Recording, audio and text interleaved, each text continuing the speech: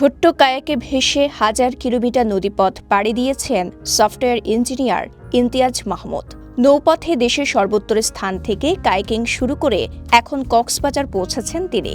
আর কয়েক কিলোমিটার পথ পাড়ি দিলেই নৌপথে কায়াকিং করে একটি গোটা দেশ পাড়ি দেওয়ার রেকর্ড করবেন এই যুবক। দহলগ্রাম থেকে আমি কায়াক চালানো শুরু করি গত 18ই অক্টোবর। তারপরে নীলফামারী, লালমনিরহাট, রংপুর বিভাগ পার হয়ে আমি যমুনায় আসি। যমুনা থেকে ব্রহ্মপুত্র হয়ে পদ্মায় আসি, পাটুরিয়া ঘাটের পাশ দিয়ে চাঁদপুর পর্যন্ত এসে মেঘনায় আসি। তারপরে মেঘনা পার করে বঙ্গোপসাগরের সাইড দিয়ে চিটং শহরের পাশ দিয়ে কক্সবাজার পর্যন্ত আসি। আর যদি আমি সফলভাবে টেকনাফ পৌঁছাতে পারি তো এটা হবে বাংলাদেশের সবথেকে দীর্ঘতম solo kayaking cross country project. পেশায় সফটওয়্যার ইঞ্জিনিয়ার হলেও ইমতিয়াজের নেশা পর্বতারোহণ, পাশাপাশি পুরোদস্তুর কায়াকারও তিনি। নদীপথে ভেসে বাংলাদেশের প্রাণ, প্রকৃতি ও সংস্কৃতি কাছ থেকে দর্শনের আগ্রহ থেকেই সিদ্ধান্ত নেন কায়াকে চেপে বাংলাদেশ পাড়ি দেওয়ার। অবশ্য নদী বাঁচাতে নদী বাঁচাও, বাঁচাও জীবন নামে একটি স্লোগানও এই যাত্রায় সঙ্গী তার। তো আমি চাচ্ছিলাম আমার এই অভিযানের মাধ্যমে যাতে মানুষ নদীকেন্দ্রিক ভ্রমণ, অ্যাডভেঞ্চার স্পোর্টস এগুলোতে আরও উৎসাহিত হয়, যে কারণে মানুষ সেভ নেচার, সেভ রিভার এই ধরনের টার্মগুলা মুখে বলার চেয়ে অনুধাবন করতে পারে যাতে। ইমতিয়াজ জানান, দেশের অধিকাংশ নদী এখন মৃতপ্রায়, আর যেসব নদী এখনো বেঁচে আছে সেসব রক্ষায় সচেতনতা জরুরি।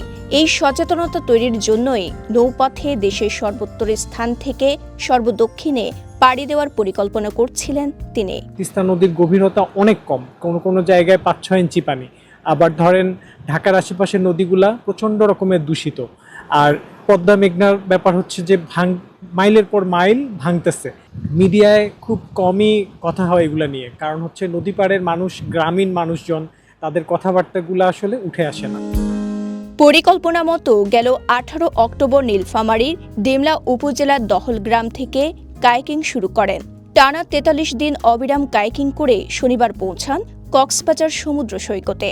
অবশ্য দীর্ঘ এই যাত্রায় রাতের বেলায় কায়াকিং করেন না ইমতিয়াজ, হিসেব মানতে হয় জোয়ার ভাটারও। আমি খুব ইজিলি নদীর অংশটুকু পার করছি। আর সাগর পাড়ে যে বাড়িঘরগুলা অনেকটা দূরে থাকে, তো সাগর পাড়ে থাকার জায়গা সাধারণত ওই জেলেদের সাথে বা কোনো শিপ, এভাবেই সাগর পাড়টা ক্রস করলাম। তীরের মধ্যে অনেক ঢেউ থাকে, তো তীরে ভিড়ানোটা একটা চ্যালেঞ্জিং টাস্ক। ছোট্ট নৌযান কায়াকে চড়ে হাজার কিলোমিটার পাড়ি দিতে গিয়ে বিচিত্র অভিজ্ঞতার মুখোমুখি হয়েছেন ইমতিয়াজ।